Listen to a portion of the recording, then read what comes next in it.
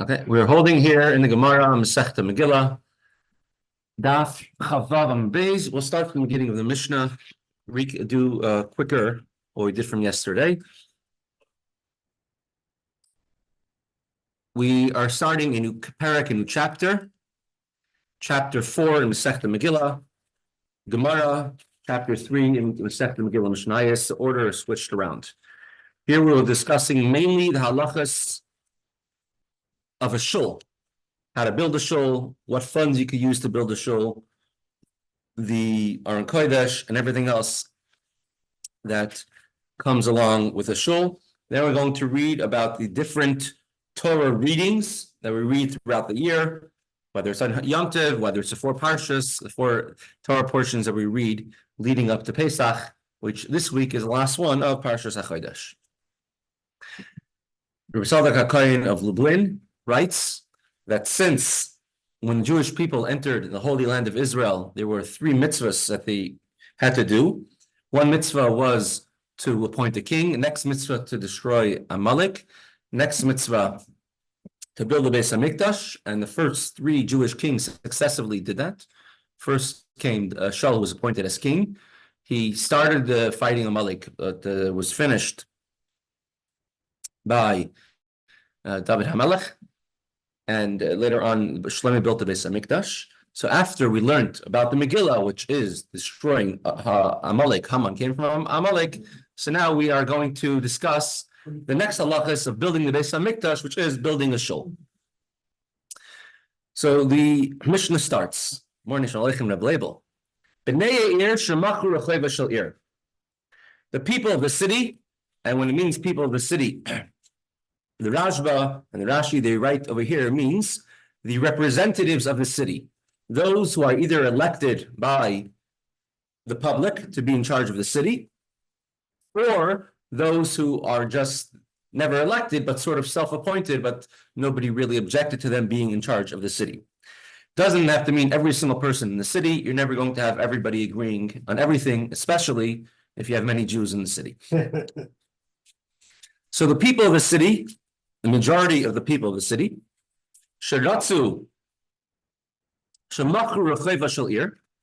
they sold the square of the city. We're going to go on a pyramid from lower level of holiness to higher level of holiness. Of course, is your house, is your bedroom, which should be a place of holiness. Is sort of like you have here in front of the Kollel. In front of the Kollel, in front of the western wall, you have the area where people daven. You have some covered areas on the right and the left. Then you have in front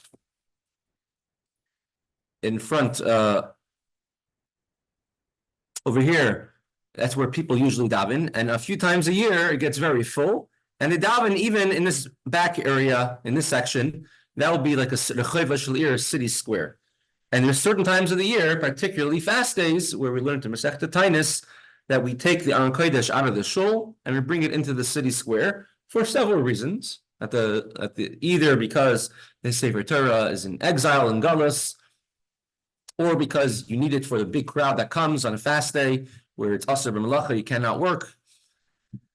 So since occasionally it's used as a shul, this plaza is called the Kollel Plaza. Right? So it's occasionally used as a shul. It has a name of a shul on it. So therefore, if you want to sell it, a developer comes to town and wants to build condos, you have to and you want to sell it, you can only sell it if you're going to buy with it something of an equal or higher kedusha of holiness, which the Mishnah will list out several things which are holy, one more than the next. So more holy than the actual city square, of course, holier than that. The morning Baruch, Shalom Aleichem. Holier than that is a shul itself. Shul we're sitting in right now. Every shul in the world. You're allowed to sell it to buy a shul. A shul you're not allowed to sell. This is a famous thing going on all over the world. Unfortunately, many shuls all over the world, which are sold to things which are the opposite of kedusha, of holiness. You're not allowed to sell a shul. There's 4 things you can never sell a shul to. and everything else you could sell a shul for, but just not, and using money to buy something more holy. You cannot sell a shul to be a church. You cannot sell a shul to be a nightclub, place of immorality. You cannot sell a shul to be a place where something's smelly, like a tannery or a sewage plant. You cannot sell a shul for those things. Everything else you're allowed to sell a shul for. What? Not a laundry. A laundry also? When I was involved with Interesting. Shul, somebody came and said, he will guarantee every expense to the shul. Wow. He will never have any problem. The only thing he wants in exchange is a separate bank account in the shul's name, over which only he will have signatory. Wow. No. That's a big no. And he said that it will be, he wanted all of them to know that hundreds of thousands of dollars will be going through that account. Absolutely not. And the big Rabbanim in Crown Heights, of course, what's the problem? Wow. Just do it. And I said, I was the only one. I said, one of the things you cannot sell a shul for is a laundry. I don't care if you're laundering clothes or you're Laundry money. Wow. We're not doing it. Oh, wow. Yeah, we have our Hashem here, Rabbi Karp, who was very instrumental in being personally in saving, and being very, very involved in saving the Maple Street shul. And it's still a shul today, Baruch Hashem, and now it's a full. Then there was a second. People come along all the time. They wanted to get involved. You guys are crazy. There's no mortgage on the building. Take a mortgage. We'll invest it. We'll make money. I said, listen, want to get involved? Show your sincerity. Next time it snows, take care of it. Exactly. Oh yeah. Get a guy. Go find one and bring him and take out the shovels and the ice melt. Yeah. And then pay him and come back tomorrow morning because it snowed again. And that was the end of their interest. Right. So to sell a shul, you don't do. You only do it if it's the shul is not sustainable anymore, etc.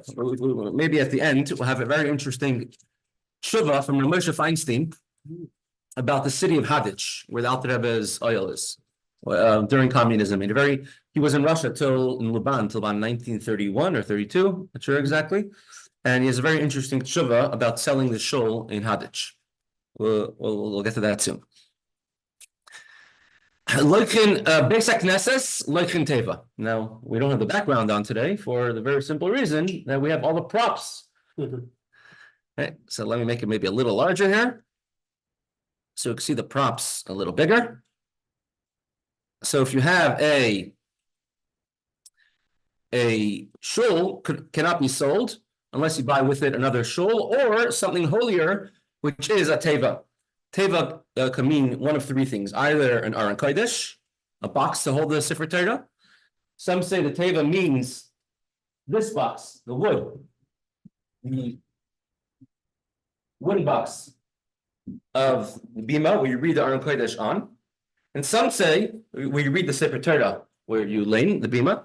And some say the teva means the cases which are surrounding, like in the Sephardi Sefer Torah. And I think yesterday Renatich said he might have some time to do some homework. What's the divergence of the Sephardi Sefer Torah, Ashkenazi Sefer Torah? But the Sephardi Sefer Torah have a case around the Torah. We have a picture of it somewhere. Not sure exactly. So, by the way, I forgot to say that after that, Eli Blochman and I, we put out an advertisement in the Jewish Week, saying that there's the shul, there's a few older people that come, and we made an appeal. A check came for $15,000 from something called the Seacoast Foundation. Yeah. No address, no return address. We looked for years to try to find who these people were, wanted to thank them, honor them at a dinner. Nothing. Interesting. That's Unbelievable. Fascinating. Wow. Baruch Hashem. Hashem sends 15. Hashem sends Liya Kasef Liya Zavnu Hashem. Hashem says money and gold and money belongs to him. Unbelievable. Next, Beis HaKnesses, Loichin Teva, you're allowed to sell a shul only to buy with it an Aron Kodesh, something closer to the Sefer Torah, to the holier part. Teva Loichin Mitpachas. To sell an Aron Kodesh, you're not allowed to unless you're getting a nicer Aron Kodesh. There's many beautiful Aron Kodeshes out there in the world. Or to buy mitpachas. Mitpachas are, let's say, a mantle, the belt for the Sefer Torah, a mantle for a Sefer Torah, an Chaim, for Sefer Torah. We're lucky to be in a room where we have an Aron Kodesh behind us, where there's several Sefer Torah which are waiting to be fixed. Which are What's a wimple? We only do wimple, right? A wimple. which is? I don't know, it's something that also that they put on the sake that the Germans do. I'm not sure. The Yankees do. Mitzvahs also means these type of things. A breastplate, things which are used to wrap. And as far as Sefer Torah, a mitzvahs can mean the cloth, which we showed yesterday, a cloth that you put on top of the Sefer Torah box. They put like a cloth wrapping around the two protrusions at the top. So these things, since they actually are on the actual Sefer Torah itself, they adorn the Sefer Torah, they beautify it, they protect it. So then you are allowed to buy, you're allowed to sell them only in order to buy, you're allowed to sell an Aron Kodesh in order to buy a wrapping cloth for a Sefer Torah. Next Amud.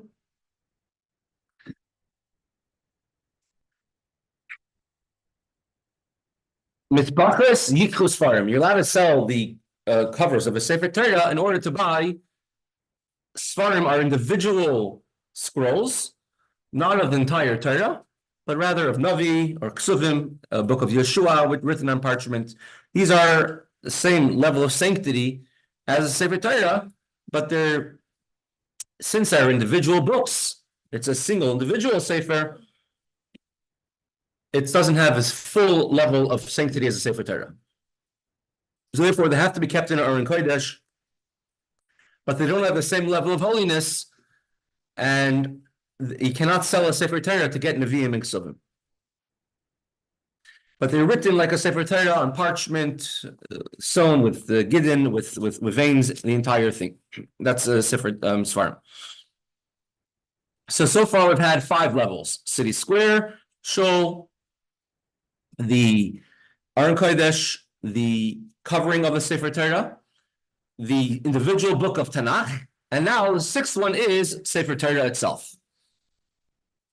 Svarim Leichin Torah. You could sell a book of Nevi'im and Ksuvim, of an individual book, and with it buy a full Sefer Torah. That's a higher level of holiness, even more than the individual books, which is interesting.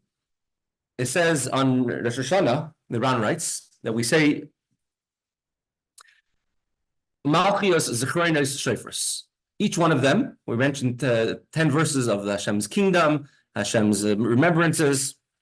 We do 3 psukim from Torah, 3 from Nevi'im, 3 from Ksuvim. Which seems like there's a difference between Nevi'im and Ksuvim.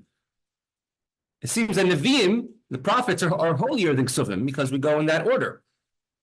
It says also that you're allowed to put Nevi'im on top of Ksuvim and Torah on top of Nevi'im. But you can't put Ksuvim on top of Nevi'im and can't put Nevi'im on top of Torah. So maybe you should be allowed to sell Ksuvim to buy Nevi'im, but you can't sell Nevi'im to buy Ksuvim. Because Ma'alim HaKodesh can only go up in holiness. Now the answer is because David HaMelech wrote Tehillim, which is in Ksuvim. And since what David HaMelech wrote, it says it's considered to be in the same level of Kedusha as the Torah itself, and we say that, and we say many more psukim of Tehillim on Rosh Hashanah than we say psukim of Malchios, Zkainim, and Tiferes. So therefore, we say Nevi'im and Ksuvim are almost interchangeable over here. Now, there's a rule: we only go up in Kedusha and holiness. How do we see that? It says Betzalel was from Shevet Yehuda. He built the Mishkan. The one who put it together on every single day of the 8 days from last week's parasha, this week's parasha, Tzav and Shmini, of the dedication of the Mishkan, was Moshe Rabbeinu himself. And he took it down, and he did it himself. Why couldn't someone else do it? Because you go up in holiness. First, Betzalel did it, and Moshe put it together. Once Moshe put it together, no one else could take it apart. And that's what happened every single day. He miraculously put together the entire Mishkan all 8 days. And the 8th day, it stood standing for the next year and a half till they left Har Sinai. Where do you see they cannot go down in holiness? So we know the famous story of Korach. Korach rebelled against Moshe Rabbeinu. And him and his men That's just a joke of Korach we did yesterday. So Korach and his men, they brought Tiferes, they brought incense in front of the Mishkan, thinking, each held their pans, that maybe Hashem will accept their carbon, their sacrifice. Ended up, Hashem only accepted Aaron's, none of theirs. Korach, Dasan, Aviram, and their families were swallowed up by the ground. The 250 men got burnt, but the pans stayed over. The word was censers. Right? The censers stayed over. And when we're done with it, and Lazar, the Kohen, the son of Aaron HaKohen, a Gadol, should take them and hammer them out and make them, the 250 pans, into a covering for the Mizbeach. Why? They were sanctified, as Rashi says, asom klisharis. They were made into service vessels of the Beis HaMikdash. You could never reuse them for anything less holy than that. And there's a rule, ein meridin, you can't lower anything down in holiness. If you have an assistant Kohen Gadol, which Kohen Gadol couldn't serve on Yom Kippur, and he replaced him, he never goes back to being a regular Kohen. Now, and he can't be a Kohen Gadol, so he's sort of in limbo until he could take over as Kohen Gadol. A member of Sanhedrin, who was in the second row of benches behind Sanhedrin, listening to proceedings, and he had something to contribute, they bring him up to Sanhedrin, and they never bring him down. Because you only go up in holiness. If yesterday you did something good, today you do only better, more and more and more. So we actually learn from Korach a special thing of Mailim HaKodesh ve'ein meridin. How do you know? So now we're going to go in the opposite direction, how you can't go down. If they sold a Sefer Torah, you cannot buy a single book of Tanakh with it. Because now you're going to buy an item of lesser sanctity, and you can't demote, you can't go down in holiness. The Rebbe would tell many, many people, they're saying they're getting older in years, they don't have much strength, they don't want to give as many shiurim, give as many classes, learn as much Torah. And the Rebbe says, there's a rule, you can only go up more in holiness. You know, the decrease, and if you have a desire to go less, it's a sign that you're not doing enough. Now you have to add on even more. There's Rabbi Safran in England. He turned 42, and he felt he was getting older, didn't have as much strength. Maybe some people at 42 feel like, oh, we wish we were 42 again. And he told the Rebbe that, he wants to sort of go down a little bit, so sort of take it a little easier. And the Rebbe told him, I just turned 70. And when I turned 70, I made 71 new institutions, new Chabad Mostes institutions all over. So now you turned 42, you should do 43 new projects, 43 new things. And so those who knew him said that with time, he actually made 43 new initiatives. Some of them were learning and meeting with certain individuals, but he made 43 new initiatives after that. And I think he didn't ask that question again.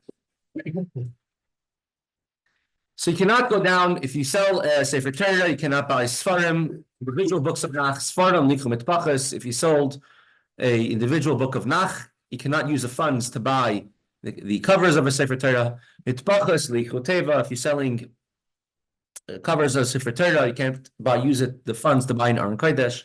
Pidyon Shvoyim, yes, we'll get to that. We'll have talk right after Mesa Hashem. Teva, Lichu, Beis HaKnesses,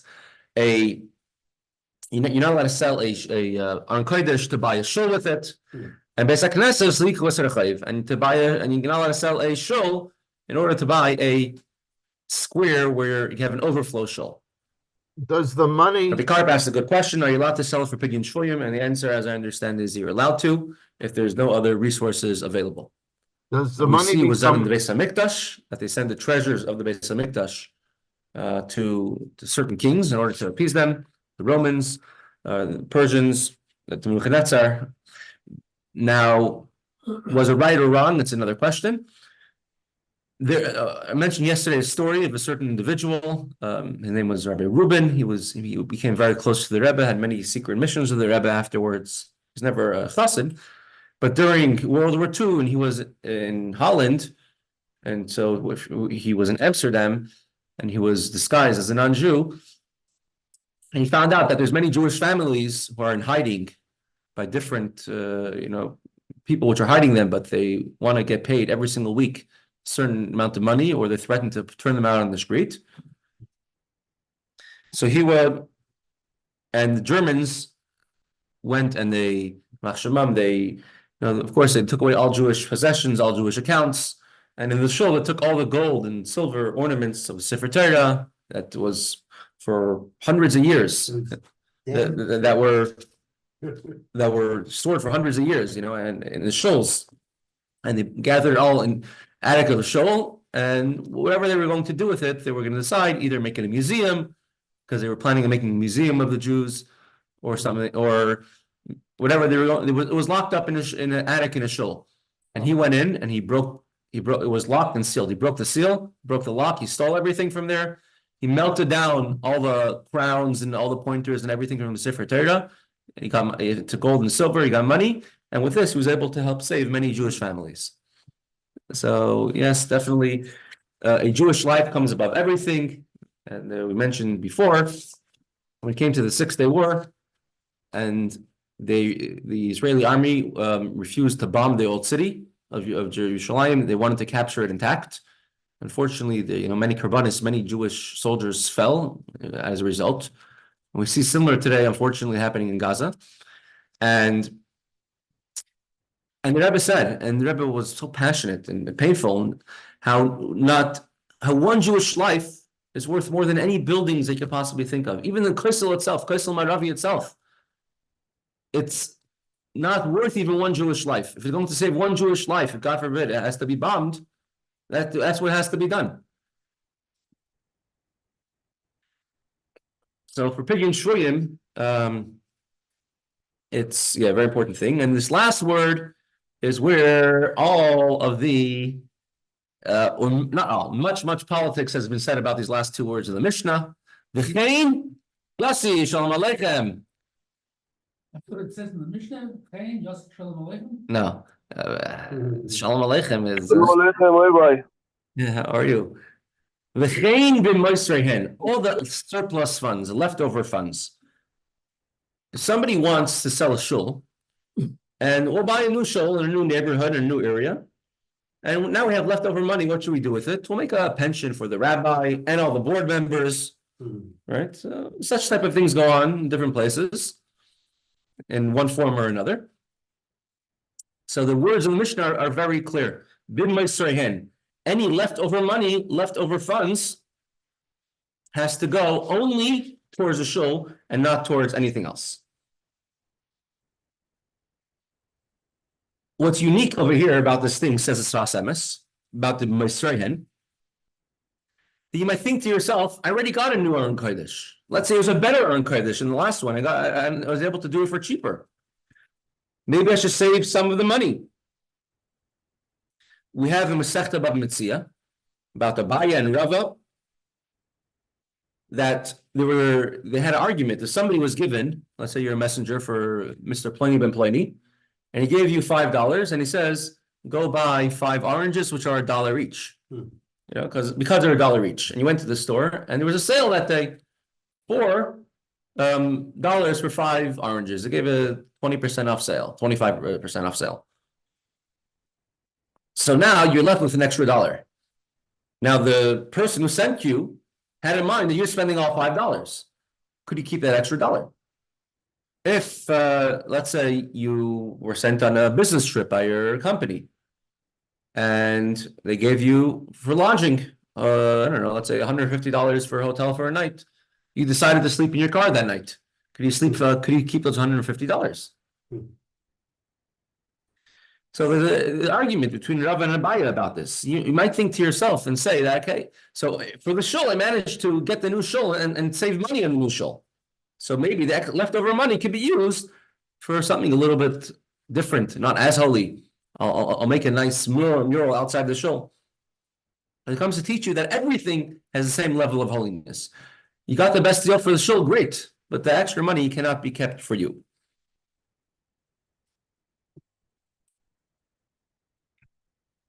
So Unfortunately, it's a phenomenon in many places. We spoke about this yesterday, and Rabbi Karp is here, one of the people involved, which is many shuls in Crown Heights, which and all over in Pittsburgh, all over the world, unfortunately, which are now today houses of exact opposite of idol worship, churches. There's in Brownsville is shuls where the Frierdiker Rebbe said a mimer, and now it's a church. Frierdiker Rebbe said a mimer in the building. And I lived in East Flatbush. Many of the churches have luchas in Hebrew on them. And you go to Spain, and unfortunately, actually, Spain, there's persecution, but here Jews sold the. you see churches, and inside the churches, you see Hebrew letters and everything. Right. So the Frierdiker Rebbe famously said, "A shul is a shul." I do not. He does not have. A shul cannot be changed for anything else. In the city of Haditch in Russia, that's where the oil of the Alter Rebbe is, and it was a thriving Jewish community for many, many years. The Alter Rebbe wanted to be buried in Haditch, although he passed away in a small town about 90 miles away called Piena, in the middle of the Chav Dalet Tevis, a very harsh Russian winter. And it was the harshest winter in over a century in Russia. That's a winter which killed Napoleon, right? The winter of 1812. The winter of 1812. So during the winter, the Alter Rebbe passed away in the town of Piena, but still, he wanted to be buried in the city of Haditch because there was a river going by in Haditch, right by the Jewish cemetery, and he wanted that people should be able to go to the mikveh before going to the oil of the Alter Rebbe. So Alter Rebbe, that was the reason he gave to be buried in Haditch. And with great personal peril, the Mittler Rebbe and Mittler Rebbe's son, I think Reb Nachum, the two of them together, they brought the Alter Rebbe to Haditch. And that's where he was buried. It was great danger from, and a very eventful journey, and they were attacked by bandits, etc. So in Haditch, there was always a river. Now there was a mikveh at one point, but then came along our good old friend, the Reds, the Bolsheviks, the communists, and they closed down the mikveh. So now there's no mikveh in the city of Haditch. And for the woman, they wanted to not have to go to the river, to go to a proper mikveh. And they found there was an old shul which was not being used. They wanted to know, and there's a women's section of the shul which they had the opportunity to sell just the women's section of the shul, of the old shul. Could they sell that and build a mikveh with it? We know you're not allowed to sell a shul. But what could you do it to build a mikveh? Now, a mikveh is more important than a shul. If you only have enough money to build a mikveh or a shul, what comes first? The mikveh comes first. Because more important than the Jewish shul is Jewish home. And with the mikveh, you're able to have a kosher Jewish home. And so they were not using the women's section of a certain shul for a very long time. And they decided here's a perfect location to build the mikveh, either to sell it and build the mikveh, or build the mikveh in the actual place where the shul was. And the better option of the two was to build the mikveh in the place where the shul was. So they wanted to know, could they build the mikveh in a place where there was one-time people davening? Good question. Could they build the mikveh where the women's section of the shul was? You're not allowed to sell a shul to be a bathhouse, to be a laundry, a laundromat, to be something smelly like a tannery, a sewage plant. And in general, you're not allowed to sell a shul unless you have the leaders of the community, the Shiva Tovei Ir, which allow you to sell the shul. Hey, Ira, welcome. Ira Hakayin. What's happening? Oh, now that you're here, everyone could breathe the Baruch Hashem, a big sigh of relief. We hear your voice. Nice. What time do you start? 11:30? 11:10. Okay, I don't get notified till like level. I don't know. Okay, That's like the notifications sometimes takes time. whatever. Continue. Okay, Shkoyach, welcome. Thank you for coming. Thank you for joining, Ira. I'll send you the bill. Ira, I forgot to send you the advertisement bill. Okay. You know, I'm just kidding you. So they wanted to know, could they build a mikveh there, or could they sell the shul, the women's section, to build a mikveh? And they asked Rabbi Moshe Feinstein, right? He was a rav in the city of Luban in Russia. So could they build a shul? And we're talking about under communism, you couldn't exactly make elections, board meetings of the community. So if it would be sold, you wouldn't have the representatives of the Jewish community selling it. So Rabbi Moshe Feinstein went through all of the options, and he learned from an interesting halacha about a karban. If you have a sacrifice in the Beis HaMikdash, if you have an animal that was supposed to be brought as a karban chatas, but now it became disqualified, for example, but not on its own fault, like they got a blemish, but let's say its owners died, you cannot bring it on the Beis HaMikdash as a mizbeach, but you cannot let it go down to you cannot let it become unholy again because it was already sanctified for the Beis HaMikdash. And if so it's sort of in a limbo type of animal, and you have to wait till it dies.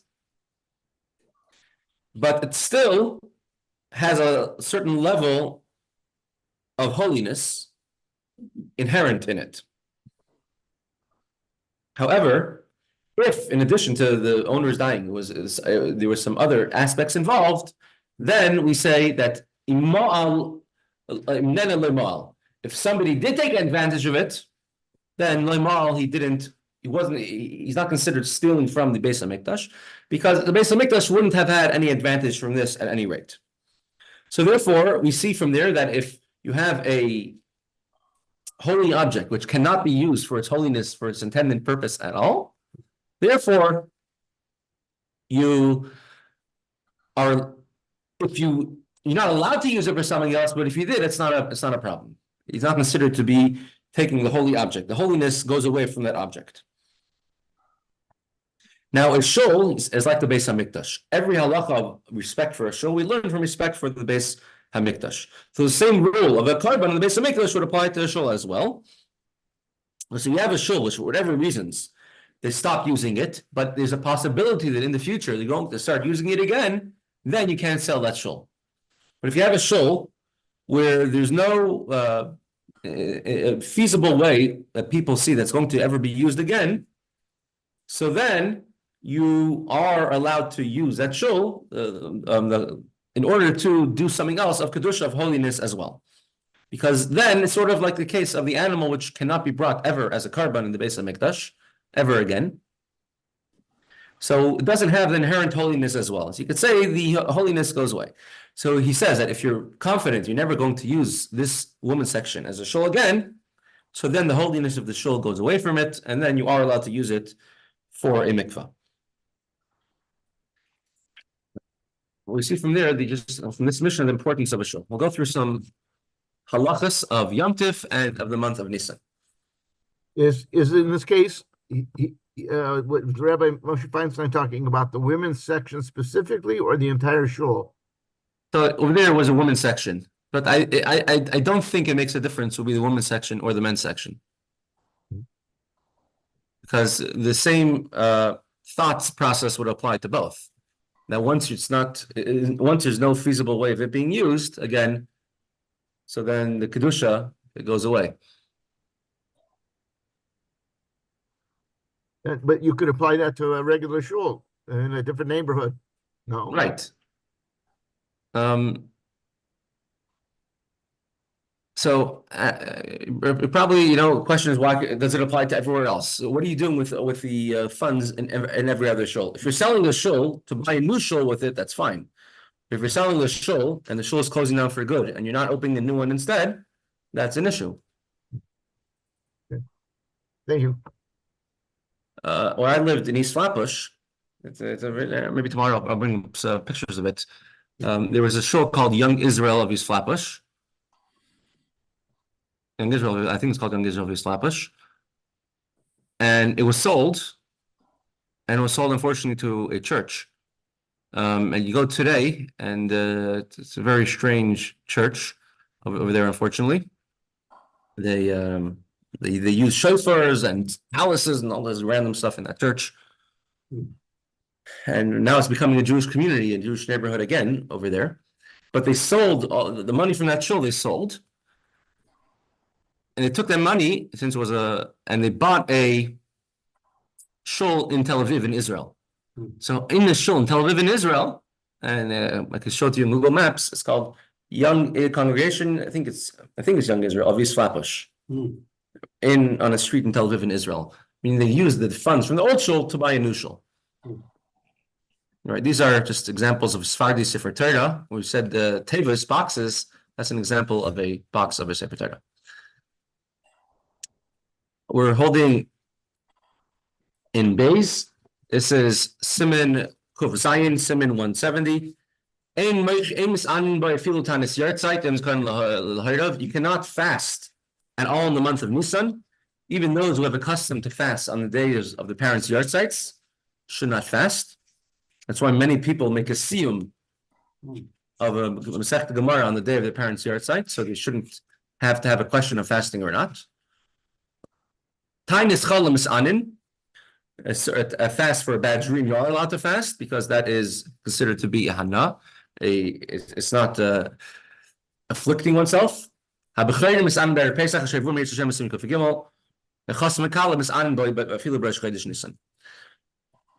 Now a firstborn, they fast on Erev Pesach because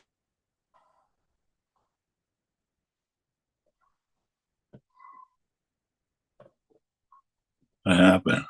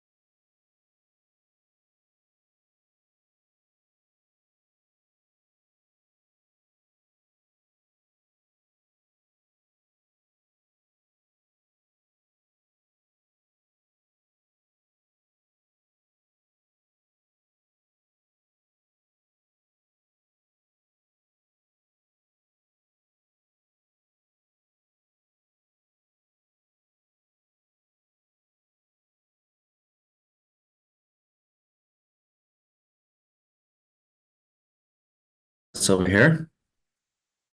Sorry about that. I don't know why the computer froze. Okay, we're doing halachas about Yom Tov, how you have to honor Yom Tov, and you have to have joy on Yom Tov. Same way in Shabbos, and we do it by many ways. One of them is by having a meal. When you have a meal,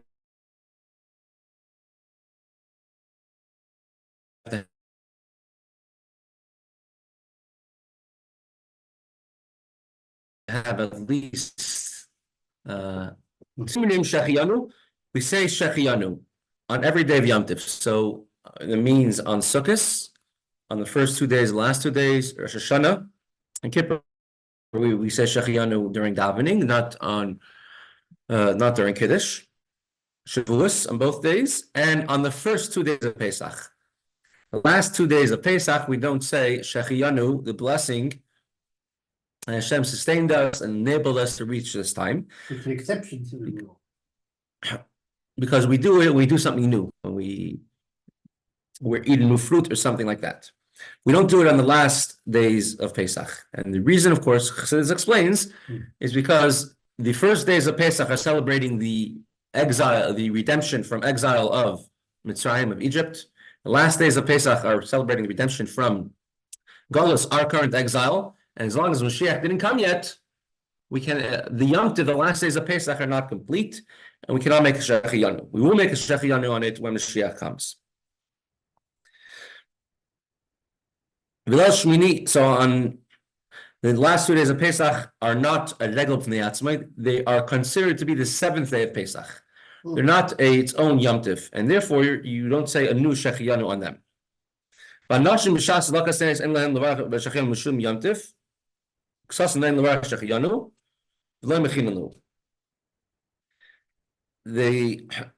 Shulchan Aruch writes a woman should not make Shechianu by candle lighting, but our minhag is that it says in the Siddur that we make Shechianu, women make a Shechianu right after they make the bracha on the candles. When they light candles, they make a bracha Shechianu. If you lit candles and you set Shechianu by candle lighting, then pay attention not to make a Shechianu during Kiddush. So to a woman who said Shechianu by candle lighting should not say Shechianu by the end of Kol Nidre. Now, next one. You have to make your wife and your children, all love, and all your family and everyone who's with you, you have to make them happy on Yom Tov. Each one the way they do it. Ktanim, what do you give to children? You give them nuts and you give them little trinkets and treats. Hanashim begadim v'tachshitim. Women, you have to buy them jewelry and buy them clothes. As much as you could afford. And you have to put a limit on the credit card. I think that's part of the halacha. And men have to be happy in their ways. And the way to make a man happy is to fill up his stomach. Right? The way to a man's heart is through his stomach. You may give him meat and wine. Now, it's a mitzvah to drink wine every single day because to be happy, and you have to drink wine every single day of Yom Tov, including Chol Hamoed. Now, the main mitzvah of Simcha is wine. Basar, meat, is not a chiyuv, not an obligation of Simcha, of happiness, the same way as wine. Because in the times of the Beis HaMikdash, there was a korban called a Shalmei Simcha, a second peace offering that was brought as Simcha for the holiday, just for the joy of Yom Tov. After the destruction of the Beis HaMikdash, we don't have the extra korban, extra sacrifice, so we don't have the extra meat of the shlamim. Therefore, nowadays, we don't have to eat meat as a chiyuv, as an obligation. So there's still a chiyuv, an obligation to eat meat because of to honor the holiday. But on Chol Hamoed, you don't have to eat meat every single day, but you do have to drink wine every single day. The amount you get to drink is a Revii, about 3 ounces. And it begins the first night of Yom Tov. That's when the obligation to be happy and to drink wine every day starts then. And the custom is to have many extra types of dishes on Yom Tiv, more than Shabbos. Could be Yom Tiv, never by Simcha Shabbos. Shabbos says you have to honor it, pleasure it. But it says about Yom Tiv is samachta, you should be happy. So happiness is more than just honor. And therefore, you have to have a bigger menu for Yom Tiv. The big Yom Tiv, you Shabbos, and Yom Tiv clothes usually more precious, more expensive than the Shabbos clothes. Now, Yom Sheni Shel Pesach, on the second day of Pesach, Ishlasas B'Suda is a davar. Zecher L'Sudas Esther Shleis B'Yem Zeh by Yom Nitla Haman. Haman was hung on the second day of Pesach during the meal of the feast that Esther made for Haman and Achashverosh, and therefore we should do something on the second day of Pesach in order to remember the Suda during the feast. Remember the feast of Haman and Esther. Just don't make Haman Tashin whatever you do. And why is Haman Tashin have 3 corners and not 4? And then they don't need tzitzis. And Haman was hard of hearing. His ears were stuffed with jelly. Yeah. So Esther was partially the kind of a Seder then, right? Not real over the chuslar. It's perhaps, yeah. But although it's a mitzvah to eat and drink on Yom Tif, don't eat and drink the whole day. Don't say this mitzvah I'm being careful on. Because it says it should be a day where you don't have to run after your regular self. Hold yourself back, meaning your regular wants for Hashem. And it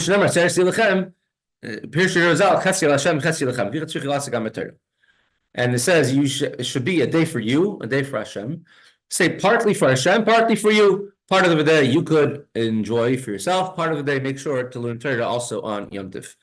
And when you eat and drink, you can't keep it only for yourself. You have to invite other people, strangers. You have to invite orphans, widows. Somebody closes his doors, and he gives his family to eat, but no one else is invited. It's not considered a mitzvah happiness. It's considered to be the joy of his own glutton desires.